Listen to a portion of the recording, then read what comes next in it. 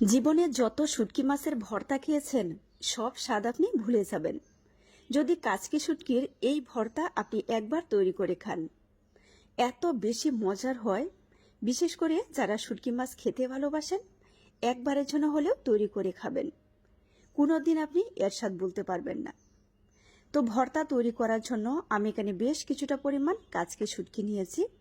শুটকির মধ্যে অনেক ময়লা থাকে, ভালো করে আমি দেখেও নিয়েছি। এখন এর মধ্যে হালকা কুসুম গরম পানি দিয়ে দিচ্ছি। শুটকি মাছটাকে ভালো করে ধুয়ে নিতে হবে। আমি পানিটা চেঞ্জ করে করে আমি বেশ কয়েকবার এটাকে ধুয়ে নিয়েছি। এখন একটি প্যানে আমি এটাকে উঠিয়ে দিচ্ছি, মানে ভেজে নেওয়ার জন্য।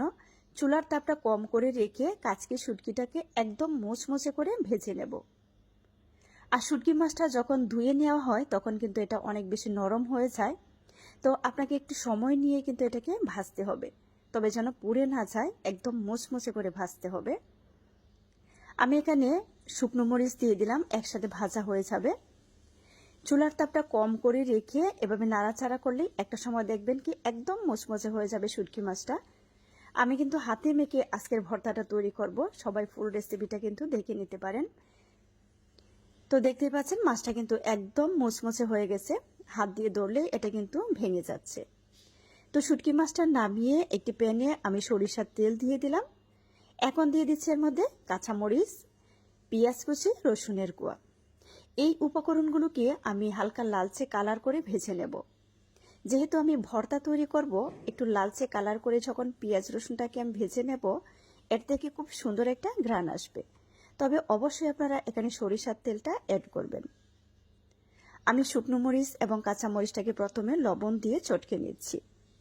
যারা কখনো ভর্তা এইভাবে তৈরি করে খাননি, অবশ্যই রেসিপিটা দেখার পর একবারের জন্য হলেও ট্রাই করবেন। আশা করি একদম মনে রাখার মতো কিন্তু একটা ভর্তা আইটেম, এর সাথে আপনি কখনোই ভুলতে পারবেন না। তো আমি সবকটা উপকরণকে হাত দিয়ে চটকে নিলাম, আর পেঁয়াজ রসুনটা কিন্তু আমি যেভাবে ভেজে নিয়েছি একদম সফট হয়ে গিয়েছে। তো আমি এর মধ্যে কিছুটা পরিমাণ সরিষার তেলও দিয়ে দেব। আপনি যত প্রকারের ভর্তা খেয়েছেন তার মধ্যে এটা হচ্ছে সবচেয়ে বেস্ট। আমি এখন শুটকি মাছগুলো দিয়ে দিচ্ছি। শুটকি মাছটা দিয়ে হাত দিয়ে হালকা চেপে চেপে ভেঙে দিচ্ছি, একদম মানে চটকে দেব না, যেন একবারে ভেঙে যায়, গুঁড়ো গুঁড়ো হয়ে যায়। কারণ গরম গরম ভাতের সাথে যখন আমি এটা খাবো দাঁতের নিচে পড়বে, একটু একটু মোচমোচে হবে, আর খেতেও কিন্তু ভীষণ মজার হয়। যাদের কাছে সহজ রেসিপি ভালো লাগে পেজ ফলো করে পাশে থেকে সাপোর্ট করবেন প্লিজ। আজকের ভর্তা আইটেমটা আপনাদের কাছে কেমন লাগলো সেটাও কমেন্টের মাধ্যমে জানিয়ে দেবেন। যারা চ্যানেল থেকে দেখছেন আমার চ্যানেলটি সাবস্ক্রাইব করে রাখবেন প্লিজ।